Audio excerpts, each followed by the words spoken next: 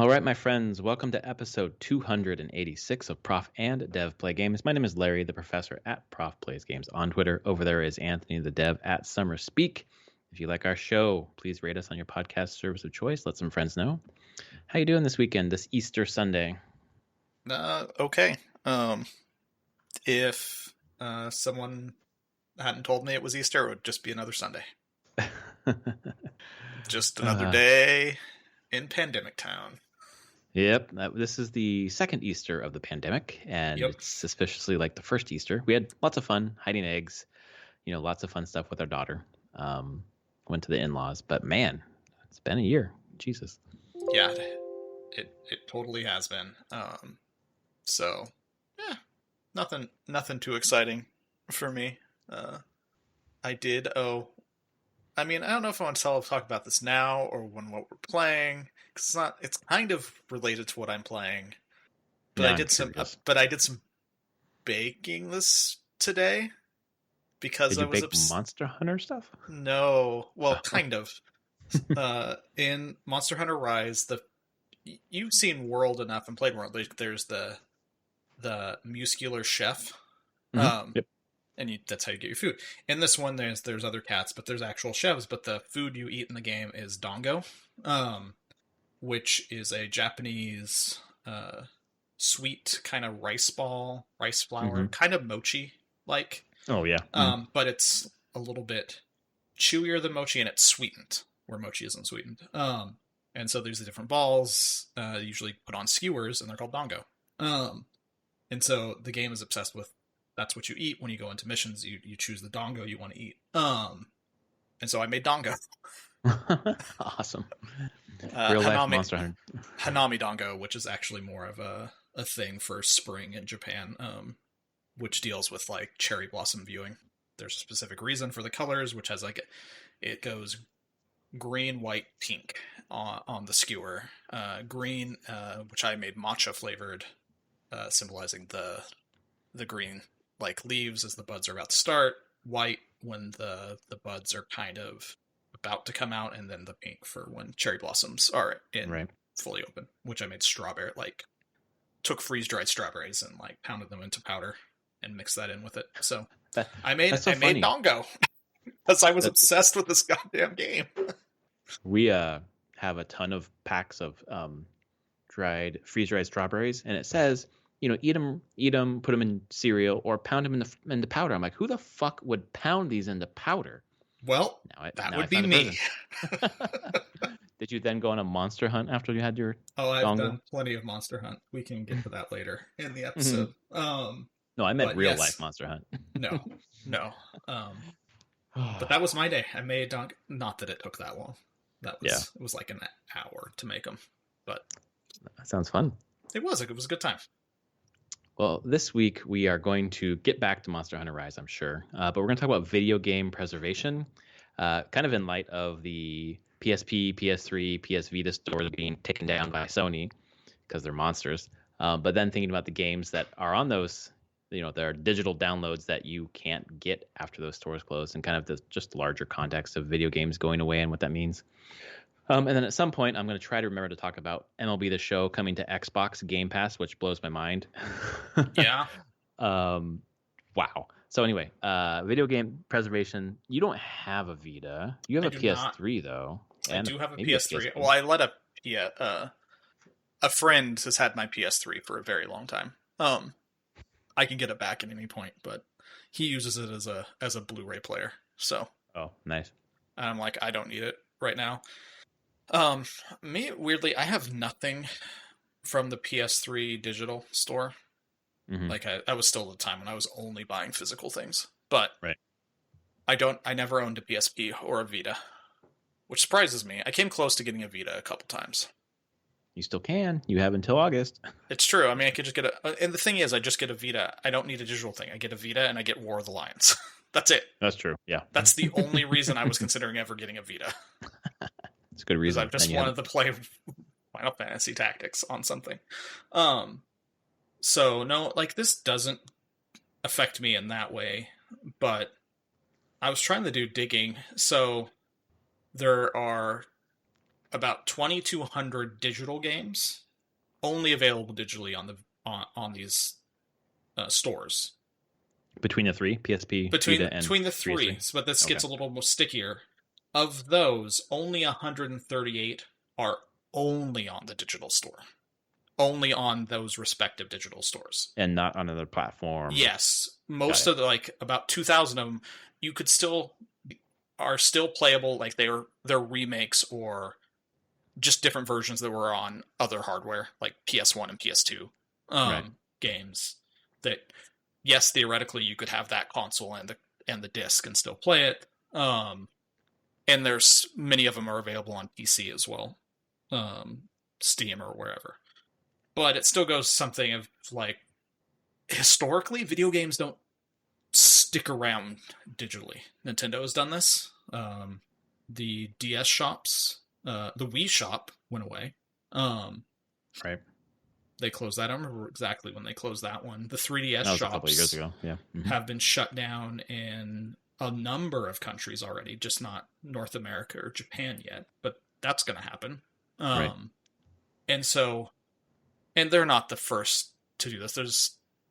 Historically, look at it. Let's just look at Nintendo. When they were done with the Super Nintendo, and they're not making Super Nintendos anymore, the preservation of games is, well, there's cartridges out there. There's an X amount of consoles that exist, but we're not making any more. So, better save those. Figure out how to save them. Hope the battery doesn't die in some of those games. There's a lot of things like that, which is sad. But I guess the question I have is there any reason these companies... I would like them to save them, but I'm also like, is there any incentive for them to save them? Not on the business side for them, I don't think. Other than just like the history of the medium, but at the same time, books, right? Like eventually the I don't know, the book plate is gone, or all the versions have burned or whatever. And libraries obviously make an effort to collect as many as they can, but eventually libraries are space, right? Space is a consideration. So I'm just trying to think of any medium that has retained like 100% of its product. We are, and with video games, in a weird state where so much of these can be recorded digitally now. You can just have the ROMs backed up somewhere, and those can be saved, and they can be kept for historical accuracy, and if people ever wanted to come back to it. It fits there. I'm just like, cool, like, that's true. This is all just digital data. And I think books are going more that way too, where there's large movements trying to just digitize old books. Oh yeah, Project and Gutenberg, scan. Being like, you know what? We can't guarantee that these actual books, will be available physically, right, after such time. But we can make a copy of it digitally, and that theoretically could live forever until we never have electricity again. But But in terms of that one, I think at least Gutenberg, maybe I'm wrong, but a lot of it focuses on public domain works. Yeah, and trying to make sure those books that don't disappear. With the video games, I feel like you always get into the issue of copyright, and I want to say plagiarism, because I've been reading a ton of essays, but that's not the word I'm looking for. Copyright infringement, or what's the word when you own the IP and someone's trying to put the ROM out, and maybe it's just copyright. Trademark, patents, all of that. Yeah, all that right. stuff. So you run into that issue, right? Yeah, because that's the thing. No video games are in public domain. Exactly. And they won't be for a very long time. Right. So that feels like the barrier to digitizing in the way that you're describing. And I feel like some people have said, well, then the games that are going to be lost are going to be preserved as playthroughs on YouTube. And I don't know how viable that is, as like, that's like it's not even just a copy of the medium. It's a different medium, Yeah. And you bring up, I do think people will make ROMs of these, and they'll be around, and I assume at that point I would consider it more of a gray market. If a game's not available anywhere to buy, can't make money on it, but it could probably still be enforced to actually, like, you can't make a ROM of that, or have a ROM of that, or distribute a ROM of that. So that goes into a weird place, but I know that there are people out there that will they'll back up their Vita games. Like, oh yeah, and Vita's even cracked, Yeah, so it exists. We think of other. I bring up like Nintendo and Sony doing this stuff over time. Like Square has been pretty notorious on their back catalog of games.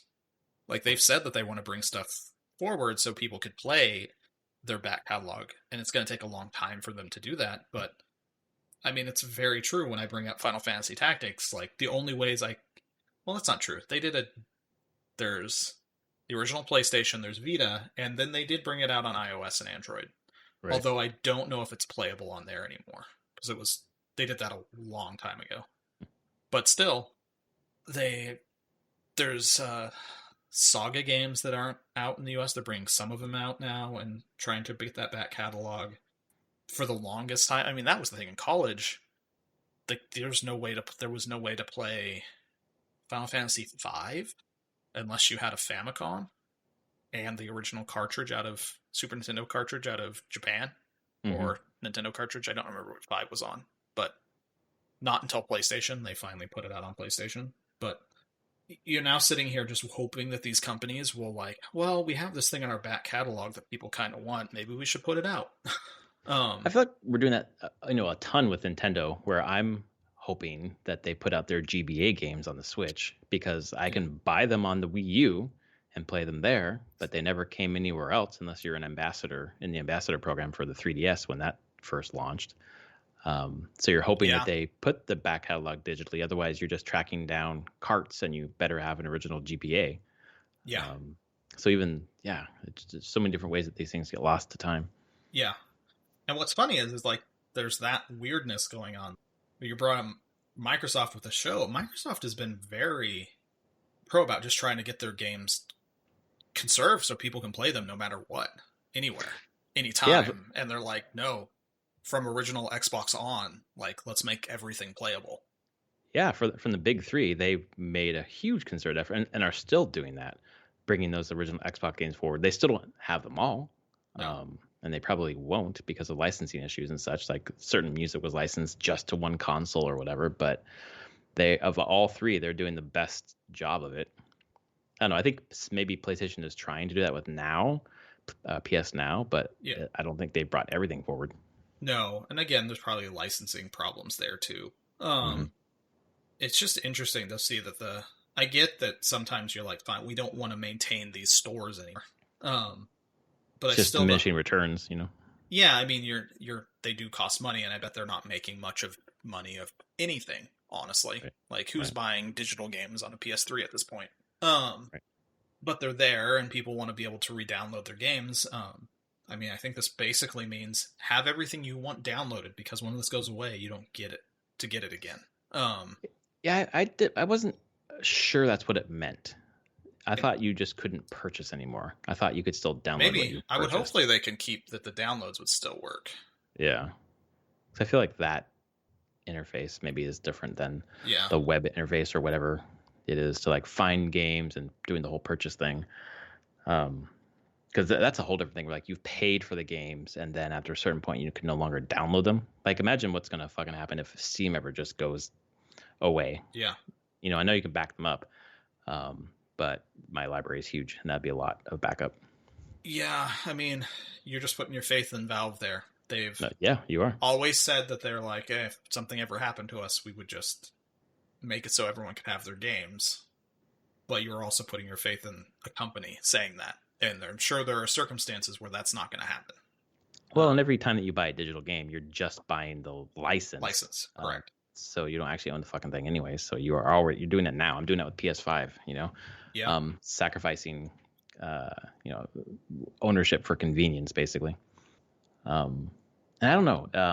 I feel like as a person who's played through numerous generations, starting from the NES all the way forward, like I have my phone with those games. I would love to have access to them, but it's not make or break for me. It's more about the history of the medium and having those examples to study and show to my daughter. And luckily I have like a NES Mini and the Super NES Mini that my daughter can play and spend about 5 minutes with and say, nah, I don't like that. Yeah. Which is basically what happens. I mean, I'm in the same boat. Like, it's not a personal thing for me. And I have the games I want to play. I still have original PlayStation discs. Still have original SNES carts and my GBA carts, and who knows what else is sitting in different boxes and different places in my house. But there is something to be said about the loss of games from just a historical standpoint, for reference, for making those looks at the history of games and how it's progressed, and seeing the through lines sometimes. And I feel like it's like twofold things that you get out of games that you might not get out of reading, like books in the same way. Like if I want to, like, I don't know, whatever, like research the history of a genre or whatever, I'll have a book or a series of books and I can read them at face value, but then I can dig into sentence structure, variation, language, all that stuff, all in the same kind of mode. Where with video games, like there's two modalities, I guess, where as a player, I just want to see how it plays. But then is there a chance that you can dig into the code as a developer and see how it was coded and how that coding has changed over time? And if if it's preserved as like a YouTube video, like you lose access to that part of it. Yep. All that is lost, even though so much of that's already been lost. I feel like the thing with game development is everyone is just trying to solve the same problems over and over again because no one shares any of their code, or people burn out and leave the industry, and all that knowledge is lost. I feel like there's a lot of reasons why. Right, like games seem to have the same problems over and over and over again. Even just like I don't know if this is a simple problem, but in my head it's simple. Like the gravity of Mario, how he jumps and how it feels fucking perfect. And then someone else who wants to make a platformer wants to replicate that, doesn't have the code and has to like guess, But if they had access to the code, that'd be a lot easier to. Yep. They wouldn't have to solve that problem again. Yeah. It's true. No, they wouldn't. They could at least really see how it's done and not just try to like, all right, we're just going to do frame counts and check. Like, Are we matching that? So yeah, that's all. There's so much of that's been lost though, which is unfortunate already. All the games that we're seeing lost that I've seen on a preservation side that is sad is any of these live service games, especially mobile service games. Mm-hmm. Servers go down, they're gone. Oh, totally. Just gone. Like, good luck. You're never going to be able to fire it up again. Maybe you can fire up the client, but it won't have anything to connect to, so you can't do anything with it. There's been thousands of those lost in probably the last decade. And even if it's a game that continues, like has longevity, like WoW, for example, for the longest time, vanilla WoW was lost because it became Burning Crusade and Cataclysm and whatever fuck else. But then, they've obviously reinstated vanilla WoW, but Burning Crusade's coming again. Is it really? I was going to ask. I don't know if there's vanilla Burning Crusade, but they're going to. Yeah, they're progressing through the timeline again. It's a weird thing. So it's like if you're playing vanilla WoW, you're going to go into Burning Crusade here soon. So then it's going to change. Again. Okay. It's fine. Okay. There's part of me that actually was like, man, it would have been awesome if they made a completely different expansion that wasn't Burning Crusade. Oh my god, that would be like a fucking parallel universe. That would have been hilarious. That would have been incredibly meta, and I'm sure they don't want to do that. And I haven't looked in. Maybe people can still continue to play just straight vanilla, and they're just saying, hey, you can also choose to play Burning Crusade, like progress through the expansions if you want to. I would hope so. Otherwise that defeats the purpose of putting out vanilla. Doesn't it? in my head. Yes. I will say the like opening of the Dark Portal and stuff and the build up to Burning Crusade was huge. It was incredible playing the game when that stuff was happening live. And so it's cool to be able to, for people to experience that in some ways again, but you're right. Like vanilla should just be WoW Classic. Like, right. But yeah, none of those games really exist. Any MMOs don't really exist in their original states. They only Huh? Can you even play EverQuest anymore? I don't know, actually. That's I'm sure someone runs it on their own server or something. Sure, I mean, there's probably fan server. It looks like you can. Oh, okay. Well, there we go. Still running membership. Yep, it's a thing. Wow. Okay. First Google And question people also ask, is EverQuest worth playing in 2020? I'm gonna say probably not. I'm, I mean, if you want a throwback and gonna see what MMOs were like, God, that was early 2000. wow. Yeah. Oh, yeah. Travis, our friend, was like, wow, Yeah, lost in that game. yeah, because EverQuest I is the was playing. I experimented with it between freshman and sophomore year of college. Like that summer, I messed around in it and was like, this is not for me. yeah. But Wow. I can't. I'm looking at this website right now. I can't believe this is still a thing. It's great. For people who have that nostalgia. I'm stoked about Mass Effect and Diablo 2 this year. So whatever.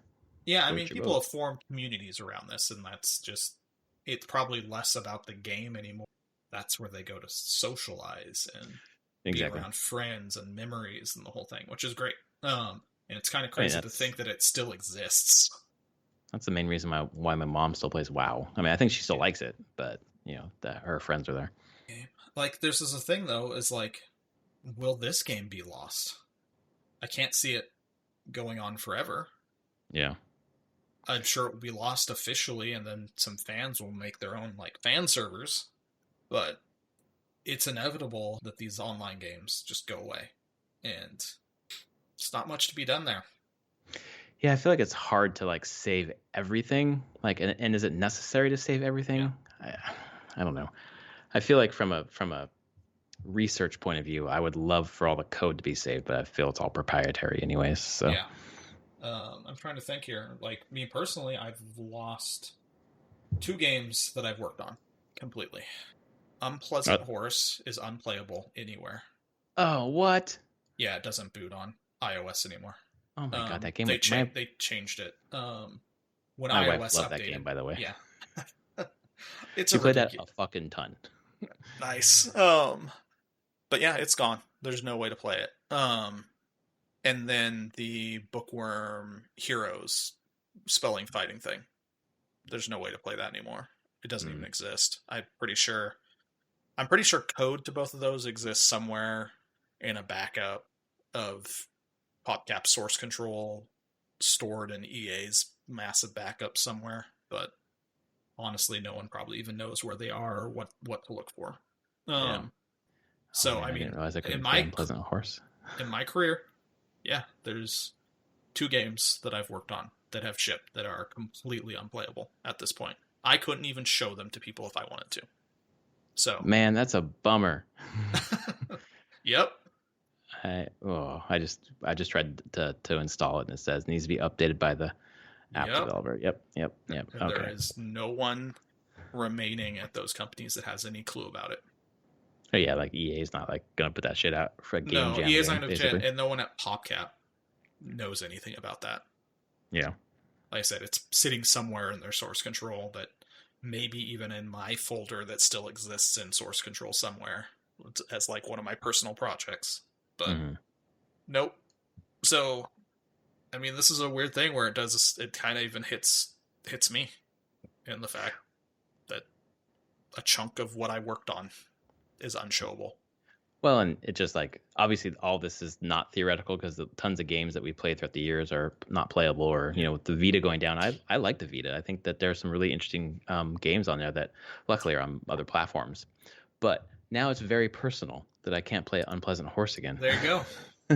Even though I haven't tried to play it in a couple of years. Like that bums me out because that was pretty fun. It was pretty Um, fun, and the fact that it was still, I mean, I still have it on my phone and everything, but it can't launch. you know Um, what? I actually have like 3 or 4 old iPhones here. I bet One of them's it's not updated. I know one of them's not updated, so I bet I could play it on one of those. Probably And that's basically the equivalent of like keeping an old console around to console play that around. whatever Yeah. game. So Bummer, I don't man. know. I really love to see Sony and Nintendo doing it more on this. Yeah, Beyond just shutting down being the stores being like, okay, we know we're shutting these down, but we want to keep these.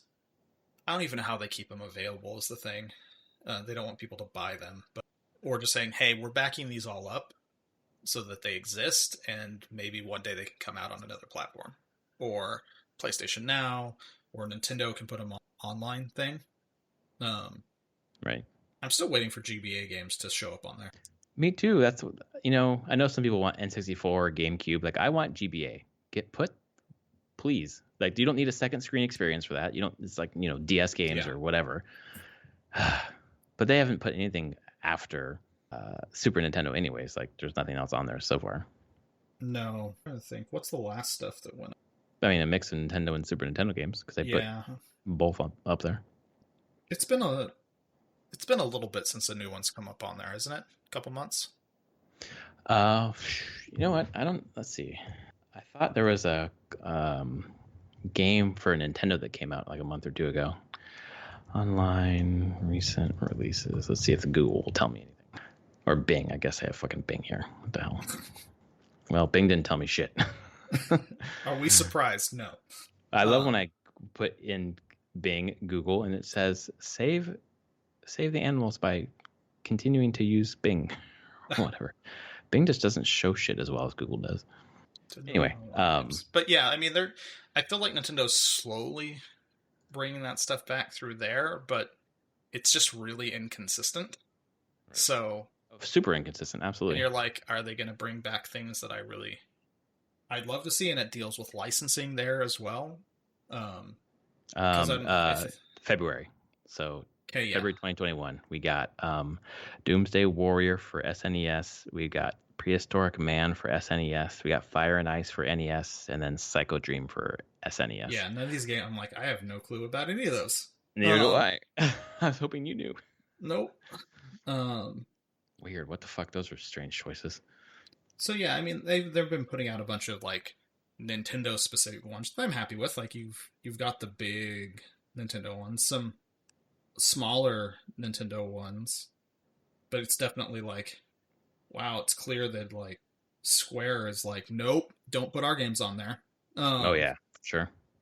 Which is sad because that's a huge part of Nintendo and Super Nintendo. There's no, I mean, I guess it's Square Enix now, but there's no Dragon Warrior. Like, yep. That would be crazy to see. Dragon Warrior, we're playing that on the NES. So I just feel like it's just really, really inconsistent on some of these just big games that really defined genres, to be honest. That they're hard to come by. And sometimes when they get remade, here's looking at you, I think it's the crappy Final Fantasy VI on PC. Mm-hmm. They update the sprites and everything, and people are like, what'd you do? Why did you touch that? Yeah, so it does to me feel like there's gonna have to be some form of solution to this sooner rather than later, even if it's just third-party people just backing up these ROMs and just making big backups of the stuff. But yeah, I wonder, like in the Video History Foundation or Video Game History Foundation is doing some of that work. But Nintendo has gone after ROM sites. Yes, they have. So yeah, I'm not sure how easy it is for people to do that. It's tough, yeah. I mean, legally, no, but just saving stuff and not talking about it, yeah, probably. Yeah. I'm sure that this isn't any different mediums though, which is unfortunate that nothing else is being done here in a lot of ways when you can look historically and be like, wow, that sucks. Yep. Doctor Who is a big one. The original BBC Doctor Who, back the first Doctor, there are missing episodes. Like, they do not exist anymore because the BBC taped over them. Right, I heard about that. I thought there was something about like some of them, did I make this up, but like being beamed back in space and they found like some... Not in space. They found tapes of them in somewhere in Africa. They found a couple copies of some of the episodes from like some affiliate who had like recorded the broadcast, and they were able to recover some of the film from there. But the originals have been gone forever. Like, they have audio for a number of them, but there are just some episodes that just do not exist anymore. None. And it's just crazy to think that it's just like gone. Nope. And that's not just Doctor Who. That was like a pretty common thing of that day. Those tapes were valuable and expensive. So They would just, we need tape again. We're not showing that stuff anymore, so let's just we'll use that tape, erase it, and put something else on it. Right, and there's no thought to like, oh, we're gonna show this again in the future. Yeah. Like, no, we need this shit now.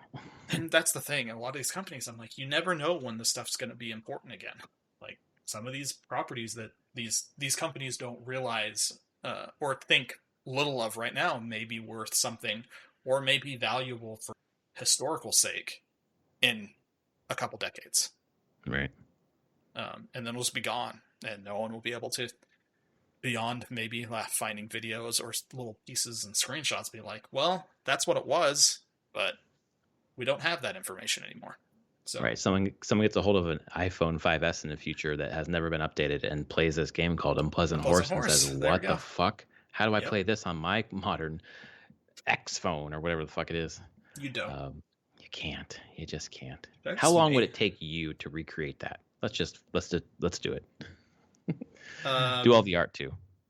Oh, with all the good luck on the art. That I wouldn't be able to do that. But my honest opinion, if like sat down, programmer, artist, just following the example of what is there, probably like 6 months. Wow.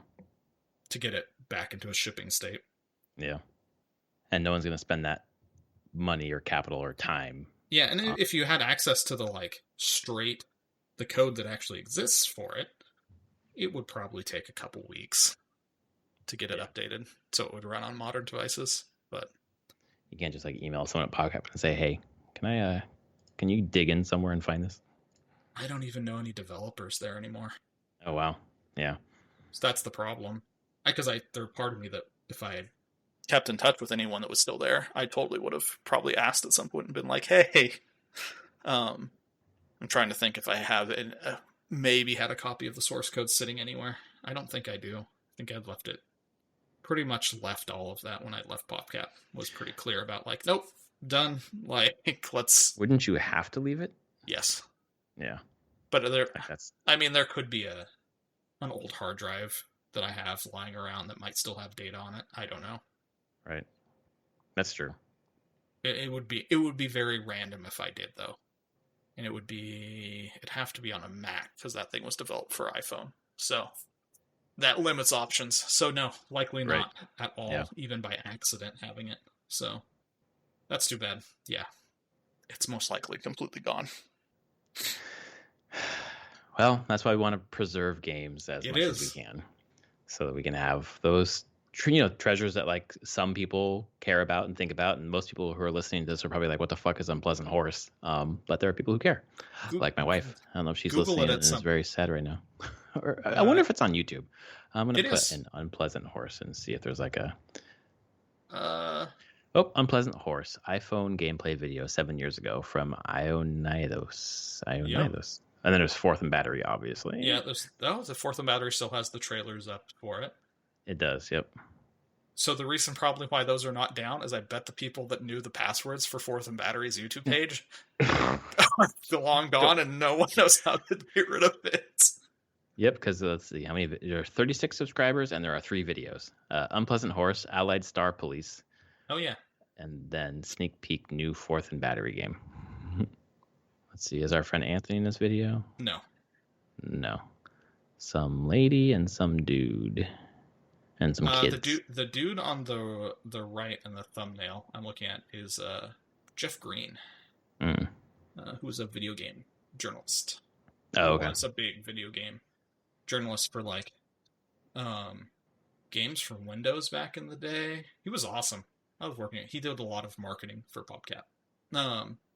He does some live streams now, but yeah, he worked for like Ziff Davis for a bunch of the different gaming magazines for a long time, and we're talking like old school, original like video games journalists. His stories were great. Awesome. Well, yeah, that's still there. Okay, so YouTube will be the place where you can see some of these things. You got some kid doing a Let's Play. That's funny, is that someone had that there's a kid doing the Let's Play. Yeah. Going like, what is this? Probably. It's only 6 minutes. He's playing and talking over it. I'm pretty sure that's pretty common. 6 minutes should be enough to be like, what? What have I just done? Yeah, exactly. I'm killing ponies and bouncing among clouds and collecting feathers. Oh my god! And so this is a complete. We're going off tangent here, guys, because We are. there's Oh a yeah, we're way Wikipedia down. page for Unpleasant Horse. There's a what? A Wikipedia page for Unpleasant Oh Horse. Jesus Christ! Going there. Okay, we Unpleasant are way down Horse the rabbit hole now. is a side-scrolling platform game developed by Fourth and Battery for iOS, a subsidiary of PopCap. The protagonist of the game is a black horse, though technically a Pegasus. Oh man, horse in quotes. I love it. Oh, who the hell wrote this? That's amazing. The game was believed to be rejected from the App Store for mature content. It's true, it did get rejected. Because you're. Oh wow, really? Well, so we went through. I remember doing this, and I'm going through the submission form of like, okay, what type of. Okay, there's violence in the game. Is it realistic violence or is it fantasy violence? And I think we selected fantasy violence because this is not real. Yeah. But I think we pushed the line really close there, and Apple was like, Sure did.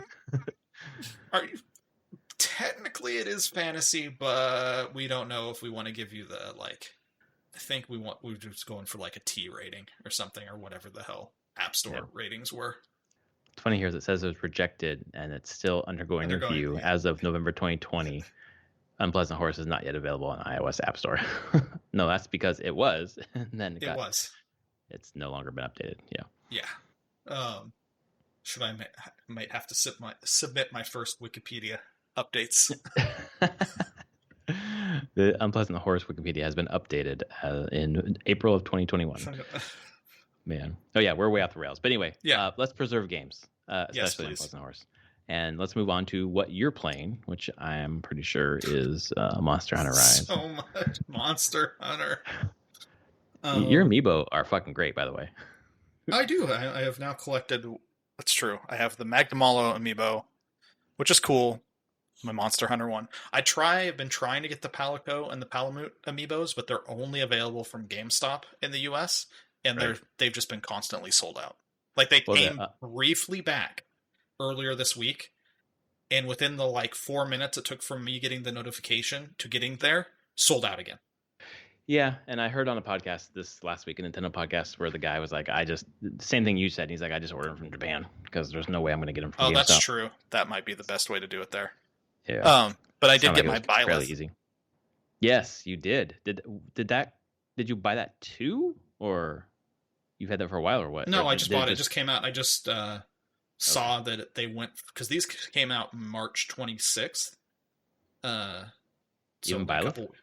Yeah, the Byleth came out just a couple weeks ago, and I just saw it on Amazon. It was available. Got a notification from like Wario64 that said, "Hey, it's available on Amazon." I was like, "Sure." One-click purchase because I don't know, it's a cool character. It is, yeah. I know. It's a cool amiibo. Yeah. So I don't have like an insane number of amiibo, but it's growing is the problem. Right. And I have looked. I was like, oh, people make knockoff little plastic cards that are just the NFC, RFI. basically. Yeah, just the chips. Yeah. Especially for like out of print ones. So if you just want them for the in-game effect, you can actually just buy those on Amazon. Like they're there from third-party sellers. Yeah, that makes sense. It does. Like if Nintendo's not going to put these things into, like, going to treat these as truly like collectibles in that way, right? Yeah, people are going to be like, fine, collect your plastic figure all you want. We want to be able to scan this and use it in the game, though. Yep. So here's your NFC chip. Go. Save space too. Just a pack of playing cards, basically. Yeah, basically little tiny cards. So yes, a lot of Monster Hunter. I think I'm up to 50 hours in the game, and I just got into high rank. Nice. So I probably have another 50 hours to go. Like I feel like I've just. The thing is, from going from low rank to high rank, it feels like you just get. It's like, cool, I have finished the tutorial. Which isn't completely true, but it kind of feels that way. You're like, oh, I'm in the real game now where I have every system available to me. Because there are systems that are only available in high rank. Yeah. So you're like learning a new part of the game after you've rolled credits, basically. Yeah, and the thing is, I rolled credits at 12 hours. Yeah. it took me till 50 to actually get to high rank this time. So, oh damn, that's wow, interesting. and there's been more story since the credits rolled. So, credits mean nothing in this game. They just kind of happen. Maybe they put credits where other games would put the initial title card. I don't know. Mm-hmm. But whatever. The story is ongoing. The transition from low rank to high rank, there was some new story pieces there. But now you get to start hunting the monsters all over again, and they're tougher. But you can make better armor, and you get the ability to have more customization around your armor and your weapons. You get a bunch of new higher tier weapons and armors too. So yeah, Monster Hunter is Monster Hunter, and it continues to do that. I've been playing it solo. I've been playing it multiplayer, usually like every other night or so, with friends. We'll do a bunch of hunts together. It's pretty flawless, the multiplayer. Like, there's been no server issues at all. It's like, just play. Just create a lobby. Your friends join your lobby. Someone posts a hunt. You say, hey, I want to go join that hunt with them, and then off you go. Do that, rinse and repeat. For being such a new game with a ton of people in it, to have no server issues is pretty remarkable. None at all. At least not that I've noticed at all. And I've played it pretty heavily in the past week, so... right, you haven't melted the servers, so... Yeah, so it's not... That's been fun to see. I really enjoy it. I want them to keep some of these mechanic stuff going forward into whatever World 2 or whatever they call it. When it hits, I'm sure a PS5 Series X version of Monster Hunter will come here in a couple years. So I think they'll spend about 1.5 to 2 years updating this game, and then roll out another one shortly after. So, which makes sense. I think so if we go from World's last update was a year ago. It was in March. There was like one final update to Iceborne. Mm-hmm. I think it was like a year ago. It was right before the pandemic set in. And they were like, yep, this is it. And then shortly after that, they announced Rise. So I feel like we'll have a little bit of time with Rise before we get whatever the next thing is. I am on board for this series now. I don't know. The series as in Monster Hunter, or like the Monster Hunter Rise sub-series? It's not a sub-series. It's mainline. Oh, okay. I thought for some reason it was. Nope. They've stated over and over it's a mainline game. It is the next mainline game. After World, basically. Yep. Okay. They just, whatever comes after this, who knows? Well, the Stories games are kind of like sub-games. Yeah, okay. So we get Monster Hunter Stories 2 in the summer, which I might try. I didn't try the first one. So yeah, I don't know. I really enjoy Monster Hunter games now. I'm hooked. I like the core loops in them of the way that the hunts play out, and the way the upgrading and the armor and just the layers upon layers of customization and depth you have to your hunter and your weapons and your characters and your buddies, that it grabs me and keeps me going for quite a while. Like, even when I'm not actively playing the game, the best thing on the Switch is I could be like, well, I'm not going to play a hunt right now, but I'm just going to take my Switch and like lay on the couch and like screw around with like weapons and armor. I love the Switch so much. It is nice where you can have it on the big screen experience and then just pop it off and I'm like, I don't want to hunt right now, but I can do all my chore stuff or my like research into what I want, like the next things I want to focus towards doing, my goal setting and everything, without having to just be sitting in front of my TV or my computer monitor. Right. So that is all I've been playing. There has been, anytime I can play a game, I've been playing that. Yeah. That's good. It's a good game. Yeah. For me this week, it's been my spring break, and I am struggling to recall if I played anything besides Rocket League. I've played Rocket League 2 or 3 nights this week, and it's been a lot of fun. Just closing up the